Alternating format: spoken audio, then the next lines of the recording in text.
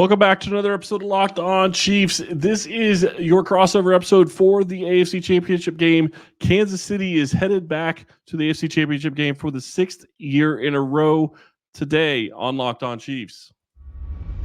From the land of the free and the home of the Chiefs, this is the Locked On Chiefs podcast. Welcome into an edition of both Locked On Ravens and Locked On Chiefs. It's Crossover Thursday. I'm Kevin Ostreicher of Locked On Ravens, here with me, Chris Clark of Locked On Chiefs. We're here on the Locked On Podcast Network, your team every day. And thanks so much for making both Locked On Ravens and Locked On Chiefs your first listen each and every day. We're free and available on all podcasting platforms, including video form on YouTube. And today's crossover edition of Locked On Ravens is brought to you by PrizePicks, the easiest and most exciting way to play daily fantasy sports. Go to prizepicks.com/LockedOnNFL and use code lowercase LockedOnNFL for a first deposit match up to $100. Chris, this is exciting for both sides here. The Ravens hosting their first championship game, the AFC Championship game in their franchise history. Patrick Mahomes knows a thing or two about AFC Championship games, though. He's been to quite a few of them in a row, as the storyline is. So two different sides of that coin, but two teams here that I think are peaking for the most part at the right time. Baltimore clicking on all cylinders, and Kansas City finding gritty ways to win in a tough game against Buffalo and obviously against Miami getting the job done too. Going to be a really good game in all honesty, and these two teams haven't played each other since 2021, where the Ravens won that game in Baltimore, but very much so familiarity between both sides is over the first 4 years of Lamar Jackson's career in the NFL. Kansas City, all 4 years there, the Ravens are 1-3 against Lamar Jackson or against Patrick Mahomes. And on the other side of that, you have Patrick Mahomes being 3-1 against Lamar Jackson. Yeah, and that's going to be a storyline. If you watch the news reports today, both of the guys talked very deferentially about the other. They have a lot of respect between the two of them, and Lamar even came out and said he doesn't want to play against Mahomes. So funny enough in that regard, you look at this and you're right. The Chiefs have played in the AFC Championship game. This will be their sixth straight. The first five were at home. This is going to be in Baltimore. It's going to be a little bit of a different environment for Kansas City. But I think when you step back and you look at it, I think you have to be excited as a Chiefs fan looking at this game and knowing that they made it back to the AFC Championship after watching how this team struggled the second half of the season and really all season long with different things on offense.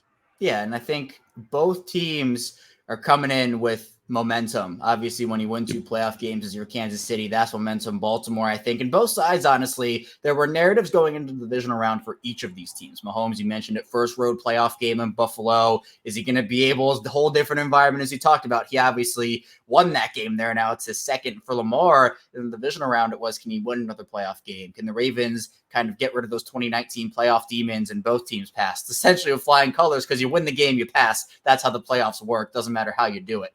So moving into the storylines for this game, Chris, I think for me, starting with Baltimore has to be the injury situation. The Ravens had that bye week going into the divisional round. It really helped them out a lot. They've been banged up throughout the season, but it's been a different type of banged up, where over the past really 3 or 4 seasons, it's been they've lost guys to season-ending injury after season-ending injury. But this year it's been a bit of a different tune, where they've lost guys for maybe a month or 3 weeks, and then they come back. And so for players, for example, like Ronnie Stanley, who's been banged up for most of the season, Adafe always said the bye week was very beneficial for him. You look at Baltimore's injury report on Wednesday here.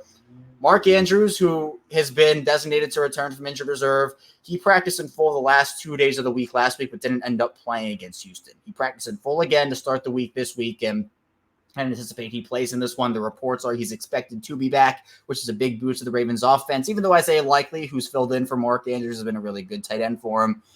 The connection that Mark and Lamar have is you can't recreate that. So that's going to be big for him. But the one player to watch is Marlon Humphrey. He's been out for these past couple of weeks, did not play in the Houston game, didn't practice all week before the Houston game.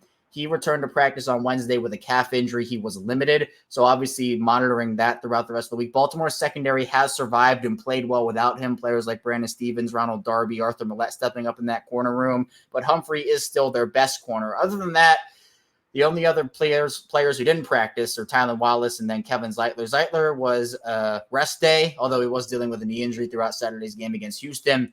But the Ravens, other than that, are a very healthy team, all things considered, heading into this AFC Championship game. But I know, Chris, on the other side, Kansas City's dealing with some injuries. And when I say some, I mean quite a few. Yeah, you flip it over, and what do they have? 15 to 16 some injuries on there. Derek Notty's not going to play in this game. I think he tore his tricep a couple weeks ago. They're not going to put him on IR unless there's a possibility that he can come back.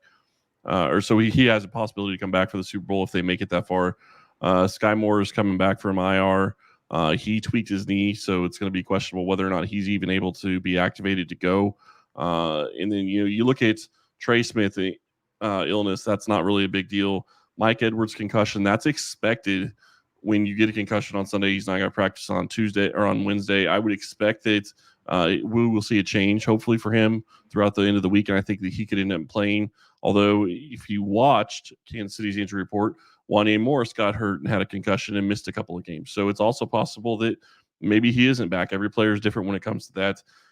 Pacheco looks like he's going to play. Joe Thuney is the really big one on this list.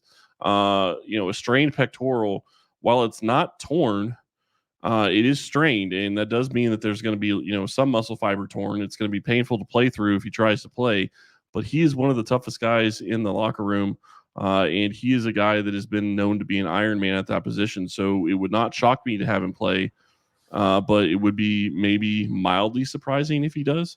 To me, in this instance, I think they'd be much better served starting Alec Reddy, let him sit. If they lose the game, they lose the game. If they win the game, then you have Thuney probably back and almost healthy for the Super Bowl. And then Willie Gay, Blaine Gabbert, and L'Jarius Sneed. Willie Gay's been dealing with a neck injury for a while. L'Jarius Sneed's been dealing with his knee all season. So, I guess it's his calf. Oblique for Blaine Gabbert, I guess that's a little concerning, but you're hoping Gabbert doesn't play. So, it's one of those things where it's like, okay, well, it's not great if you have to go to, your backup to Blaine Gabbert in that situation. That would not be good for Kansas City, but I would expect he'll be okay to go. Otherwise, there's still a lot of people. I think there's 8 players on full practice that have some sort of injury. All of them are going to play. I expect at this point that you're going to see Willie Gay and L'Jarius Sneed play. Pacheco's likely to play. Trey Smith will play because of illness. But, it's a long list, but I would say that they're going to have a lot of these guys available to go on Sunday. Yeah, at this point in this season, Chris, no one's 100% healthy. Everybody's banged up in some way, shape, or form. So you see some of those guys on the injury report, practicing in full. They have to put them on there because of protocol. Right, but the big thing that stands out to me is Kelsey has been on the injury report multiple times this season. He is not on the injury report. That's a great sign for him going forward.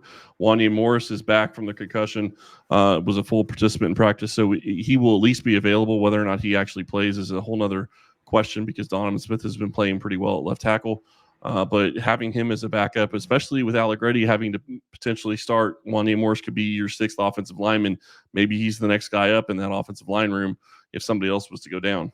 Yeah, and speaking of that offensive line, you mentioned Joe Thuney. That is the massive one when you're talking with Kansas City right now. But you mentioned Nick Allegretti, who you said would fill in for Joe Thuney if he's unable to play. We know how good Thuney is. There is going to be a drop-off there, right? If Thuney is not in there, there's going to be a drop-off. But for maybe Ravens fans who don't know, how much of a drop-off is that? Is Allegretti considered, in your eyes, one of the better backups in the league? Is it a huge drop-off? He's not that good.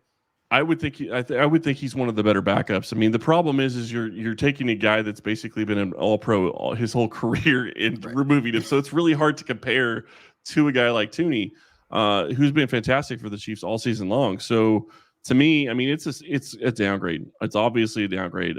Is it going to be something that could get the Chiefs beat? Yeah, possibly. The biggest concern that you have in that situation is that Donovan Smith and Creed Humphrey don't have a lot of experience and a lot of chemistry with Allegretti in that position. That's your biggest concern. Allegretti is a player. He's been with the Chiefs for a very long time. He used to be a starter for him, and now he's their 6th offensive lineman. And he comes in whenever they go to a heavy set, and he's the next man up in any of the interior 3 if those guys go down. So to me, it's a concern, especially going up against the Baltimore Ravens and their fantastic defense. But I don't know that you could really ask for, outside of having a previous Pro Bowl type player that's at the twilight of the career, having somebody like Allegretti come in. I think that you have to feel pretty confident that he can at least get the job done. He was able to against Buffalo, and he actually was the guy that got Pacheco, or cleared the hole for Pacheco at the very end of the game to help them seal the victory. And for Baltimore, they've been kind of talking about some offensive linemen. situation stuff, load management with Ronnie Stanley and Morgan Moses throughout games. They've run a rotation, especially in the later part of the season, where Ronnie Stanley and Morgan Moses will start the game. And then maybe the second or third drive, Patrick McCary will come in the game for Ronnie Stanley. And then Morgan Moses will get replaced by Daniel Falele. And they'll rotate these guys in and out through the entire course of the game. And it has helped Ronnie Stanley with some of his injury things, just being fresh and staying fresh. So when you're talking about how the Ravens have been able to stay healthy, I think they've taken a different injury approach. You look at the injury report now, the bye helped. But some of the things they're doing, it's a little unconventional, but it's been working for them. And that leads us into our second segment, talking about some of the biggest matchups for both the Chiefs and the Ravens as they prepare for the AFC Championship game in Baltimore. We still have a lot to talk about here on both Locked On Ravens and Locked On Chiefs. Don't go anywhere. AFC Championship, more coverage of that coming up soon. First, this episode is brought to you by eBay Motors. And passion, drive, and patience, what brings home the winning trophy is also what keeps your ride or die alive. eBay Motors is everything you need to maintain your vehicle and level it up to peak performance, from superchargers, roof racks, exhaust kits, LED headlights, and more. Whether you're into speed, power, or style, eBay Motors has got you covered. With over 122 million parts, or your number one ride or die, you'll always find exactly what you're looking for. And with eBay Guaranteed Fit, your part is guaranteed to fit your ride every time or your money back. With eBay Motors, you're burning rubber, not cash. All the parts you need at the prices you want. It's easy to turn your car into the MVP and bring home that win. Keep your ride or die alive at ebaymotors.com. Also, ends only exclusions apply. eBay Guaranteed Fit, only available to U.S. customers. We're back. Our second segment, Locked On Ravens and Locked On Chiefs. Kevin Ostraker of Locked On Ravens, still here with Chris Clark of Locked On Chiefs. And Chris, I started off the first segment. I want to throw the second segment to you here at the start. Biggest matchups of this game. Where are you most intrigued when you look at both of these teams and where they could match up with each other? I'm going to cheat a little bit, and I'm going to say the Chiefs linebackers and really the defensive line to an extent against the Baltimore Ravens running backs. And I say that because the reality of last week's game against the Bills is that they ran the ball on the Chiefs, and they kept running the ball on the Chiefs. The Ravens are a running team. I'm not saying they can't throw the ball. Obviously, they can. I'm just saying that is what they want to do. They want to be able to impose their will. They want to be able to run the ball. And that's a huge thing. If Kansas City can't stop the run, that is going to be one of the biggest things that is going to lead to a potential loss in this one. I think that when you start looking at the linebackers, does Nick Bolton have another good game? Does, Drew Tranquil, where is he going to rotate into this? How's Willie Gay going to play? Leo Chanel, and I know they're a 4-3 defense, but Leo Chanel has been a guy that's been a starter. Tranquil's been a guy that's come off the bench. They're really using 4 linebackers in that rotation to attack different things. And when you start looking at the game plan, then you get into, okay, when the Ravens pass, it's, okay, who are you spying on Lamar Jackson? Because if you don't spy, you're going to be in trouble. I would expect that's going to be Willie Gay. But it's about stopping the Baltimore running game. If you make Lamar Jackson have to beat you by throwing, you're in a much better position, I think, that you are if you allow them to run the ball and stop the pass. Kansas City's defense is built to stop the pass. They could struggle against the run. Yeah, Lamar can do it with his arm and with his legs. And we saw Houston when they didn't spy him. It's about advantage, and Lamar was taking advantage of what was given to him on the field for most of the game. The end of that first half against Houston was a little iffy, but when Houston didn't spy him, they dropped, their linebackers back into coverage. He had that free lane. He took that free lane. But then in the second half, the adjustments that they made, Lamar was taking the checkdowns, taking the short stuff. It made some really good throws. So, I've been so impressed the whole year with Lamar and how he has grown as a player and how he's seeing the field. And I think it's great because you're in such a bind if you're a defense for Lamar, because he can't beat you with his arm, with his legs. You got to pick one, and then you have to just hope the other one doesn't come to life. So it's been a joy to watch for me, and just seeing him doing that in Baltimore. But for me, speaking of pass catchers, the Ravens are giving Lamar pass catchers, but it's been a big point of contention for Kansas City this year. Rashee Rice has been awesome. He's one of my favorite receivers in this league, if we're being honest here, although I can't really say that this week, can I? But still, really good receiver for Kansas City. And Travis Kelce is still Travis Kelce, even though, maybe it's not the up to standard Travis Kelce we've seen over the course of his career.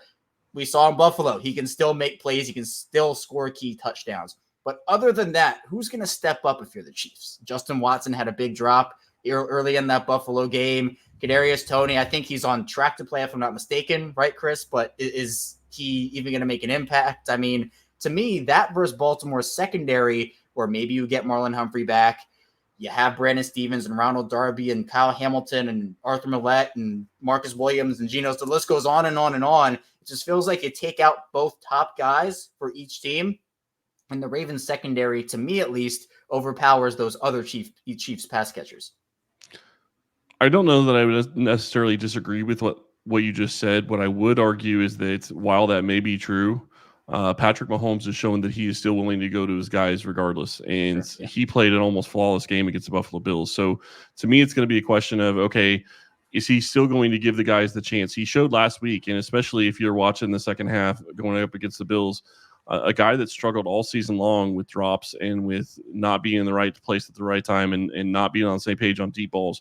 Patrick Mahomes threw a ball to Marquez Valdes-Scantling that I don't know how you would defend it. It was a perfect throw.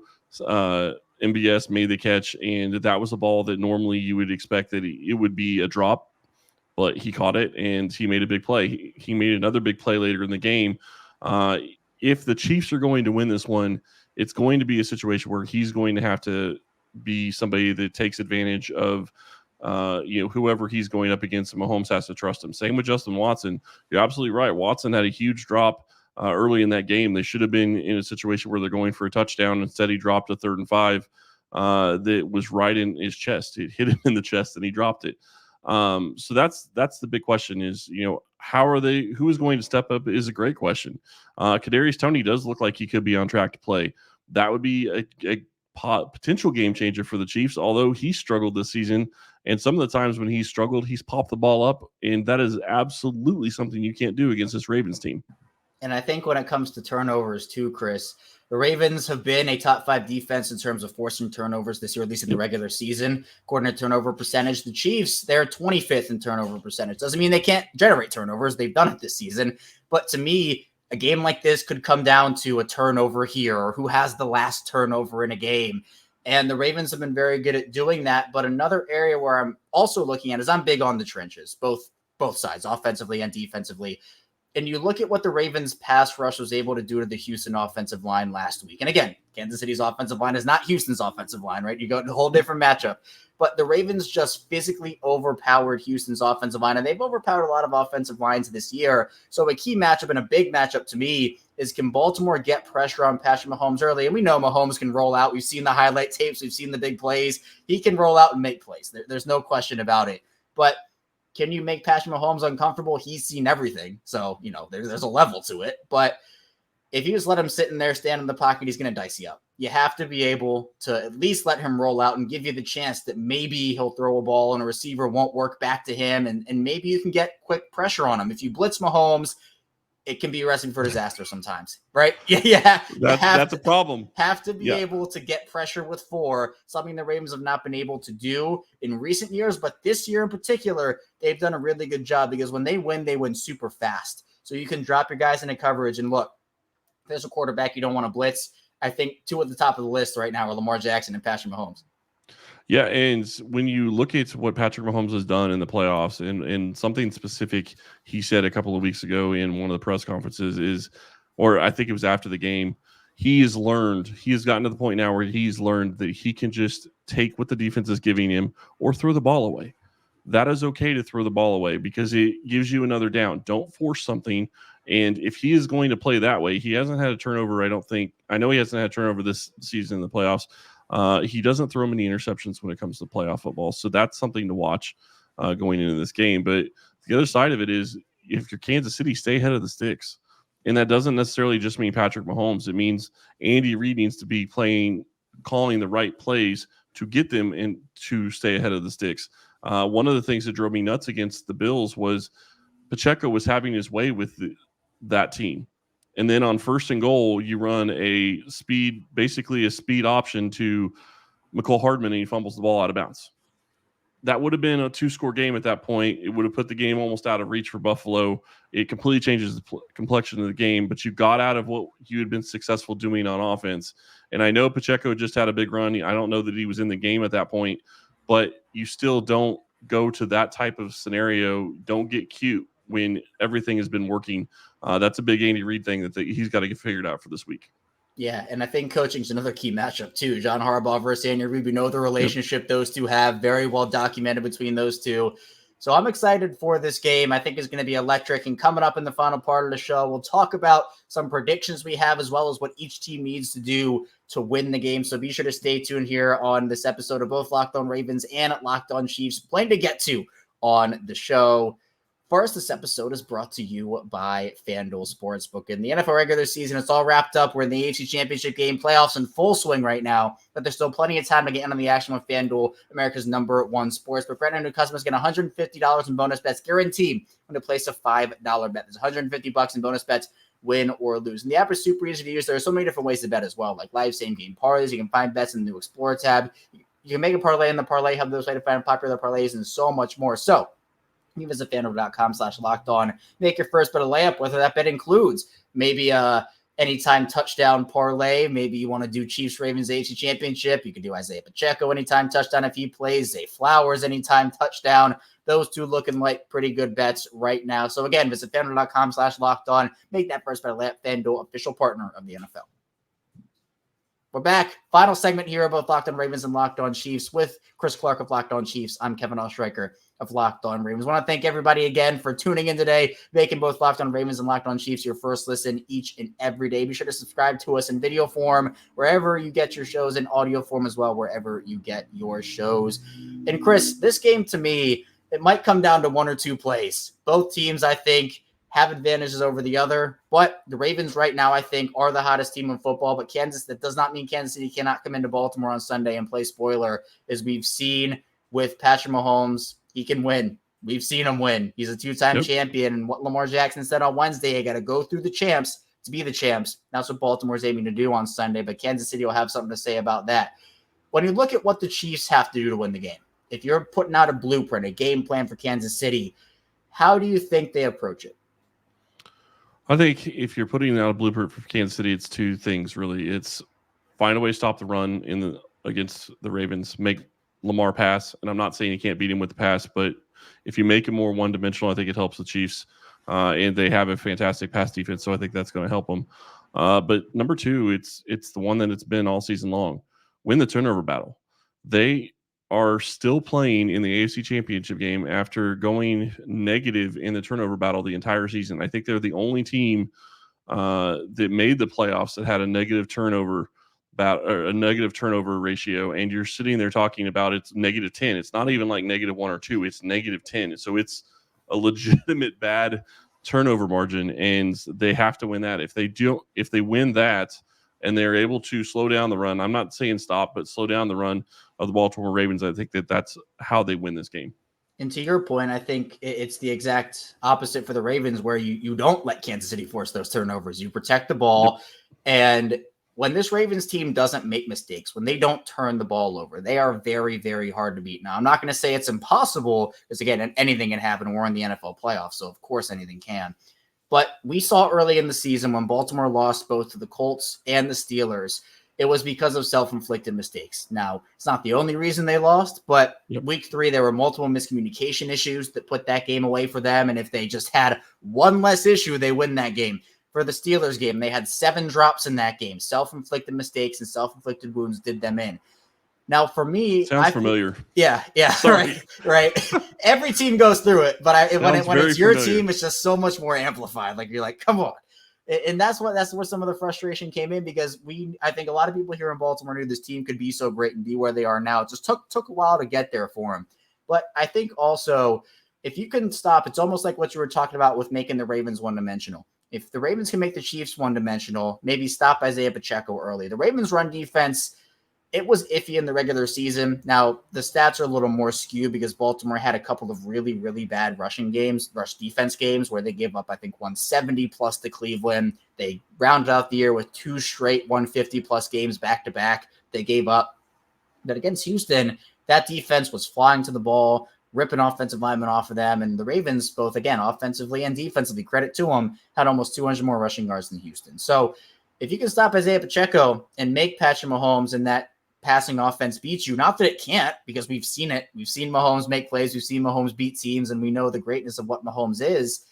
But if you can take away an element of the Chiefs offense, it will just allow you to simplify things and not have to worry on early downs about Isaiah Pacheco. If you put the Chiefs in second and long situations, it's a whole heck of a lot better than putting them in second and short situations if you're the Ravens. So it's such a different play call for either side if you're talking about second and long versus second and short. But on also defensively for the Ravens, their MO all season has been you can take some of that short stuff. You were talking about it earlier. Chris Mahomes will take some of that and he'll make stuff happen with it.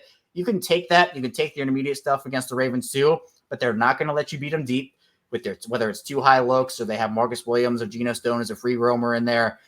But once you get into the red zone, their philosophy is if you can limit the opposing offense to a kick every possession, so a field goal or a punt, the Ravens feel very confident in their offense and Lamar Jackson that they can win a game that way, especially with how good this defense is playing. So mistake-free football for the Ravens. I think also, I'll steal one from you, win the turnover battle. That's part of it. Baltimore, I think if they did that, that's the blueprint you want to have for sure. Well, let's get into some predictions here, Chris. The Chiefs can come into Baltimore and play spoiler. The Ravens, they obviously can take care of business at home. It could go either way. Do you think Baltimore makes it to the Super Bowl, or do you think it's Kansas City who's making it to the big dance? If you would have asked me 7 weeks ago, who I thought was going to make the Super Bowl, I would have told you the Ravens, and I wouldn't have thought the Chiefs were going to make it to the AFC Championship game. Watching them play the last 2 weeks, and yes, I know the competition level isn't the same as playing the Ravens, but watching them play and watching what Mahomes is doing and in what he is doing differently than he did when they were losing games, and watching them run the ball more, and continuing to watch the defense play phenomenal football. I mean, when you look at what they did against the Bills, they only allowed 7 second-half points against Buffalo Bills. Bills put up 17, and they only allowed 7 more the rest of the game. That's the type of performance that can get you into the Super Bowl, and you can lean on your defense to do that. So the real question is Baltimore going to score more than 24? That really has been about what Kansas City has allowed most of the season. At most is 24 points. I think they allowed 27 once against the Packers. And can the offense get 24 points? If you start looking at efficiency, the bigger thing and the bigger question to me is when you look at the Buffalo game, Buffalo held the ball 37 minutes. If that happens against the Ravens, the Kansas City is going to be struggling, because that means they're getting run on again and run on consistently, and it's long sustained drives. Mahomes and company were able to score quickly against the Buffalo Bills. It's going to be much harder to do that against the Ravens. But at this point, it's Patrick Mahomes. I can't bet against him. It's playoff Patrick Mahomes. It's hard for me to think that he can't win a game. So in what I'm looking at for this game, I think it's going to be close. I do think it's going to be 27, probably 27-24, probably a 3-point game, maybe even closer than that. But Kansas City is going to pull away and win at the end. For me, it's almost like you're saying you can't bet against playoff Patrick Mahomes. For me, the way the Ravens are playing, they've done nothing for me to say, well, I can bet against them because they did this. There's nothing that they've done for me to do that. So, I mean, I have to pick the Ravens. They're the hottest team in football right now, and they're clicking when they need to be clicking. The offense has taken a while to progress and become what they are today, but that was expected with the new offensive play caller. You have new receivers coming in. It was going to always take some time. Plus, they dealt with a lot of offensive injuries early in the season, but you didn't want them to peak in October or November. You wanted them to peak right now, and that's what they're doing, where they got punched in the mouth in the first half against Houston at the end of that. They responded in a huge way with the halftime adjustments. So for me, Lamar Jackson, this is his first AFC Championship game. I'm sure maybe there'll be a couple of nerves, a couple of jitters here and there, but he is so locked in right now. Roquan Smith is so locked in. This whole Ravens team is so locked in right now. I think it's going to be really interesting. So I don't know. For me, I kind of have it around 28-23, something along those lines, but I still think a close game. Yeah, the thing that is interesting to me, and the thing that I don't know, we're not going to know until the game kicks off, it's pressure. Who feels the pressure? Right now, I will tell you, I don't think the Chiefs and Mahomes or Andy Reid or Travis Kelce or anybody that plays on the Chiefs team really feel pressure. They weren't expected by most of the people in the NFL to be here where they are right now. They're playing with, league money, I guess, at this point. So I don't think they're going to feel pressure. The question is Lamar Jackson and are the Baltimore Ravens going to feel pressure hosting an AFC Championship game for the first time? Mahomes and company have been there. That could also be something that would be something that could turn the game if the Ravens come out and they're, a little bit slower getting started, I guess. Yeah, and it is a key question. Now, I think by the time the game is over, I think they'll just be settled in. Maybe at the very, very start, there'll be some of those nerves and jitters and everything like that. But again, they're just so locked in right now where you can talk about rest versus rust. That conversation's over because, the Ravens won their divisional playoff game. There's no more rust. They're the playoff game. They are now fully entrenched in the playoff mode. But I think when it comes to pressure, they've handled it well. I mean, they've passed every test that they've had to this season. The big Christmas game against the 49ers, coming off the bye against the Rams when they were down a couple of times. And to me, the Ravens are the test. Not, the Chiefs are the champs. Got to respect they're the champs. And I 100% do. But at least in terms of who's playing better right now, I just trust the Ravens a little bit more here. But I still respect the Chiefs, of course, enough to say that, one, they're the defending champions. And two, they're not going to make it easy because you're right. A game like this, Mahomes has been there before. Andy Reid has been there before. Travis Kelce's been there before. Like they all have, and while John Harbaugh has as well, for Lamar Jackson, for some of these other guys, they haven't. So it's a fair question, but I think, again, Baltimore's so locked in right now at the end of the day, I don't think it's necessarily going to matter as much, but I think by the end of the game, both teams will be playing fully locked in, and it won't be necessarily as big of a storyline as it would be at the beginning of the game. But that's all we have here on both Locked On Ravens and Locked On Chiefs. For Chris Clark, I am Kevin Ostreicher. Be sure to check out our Friday episodes, both Locked On Ravens and Locked On Chiefs, as we will be diving into more Ravens and Chiefs content ahead of the AFC Championship game. Stay tuned for that. We'll see you right back here tomorrow on both Locked On Ravens and Locked On Chiefs.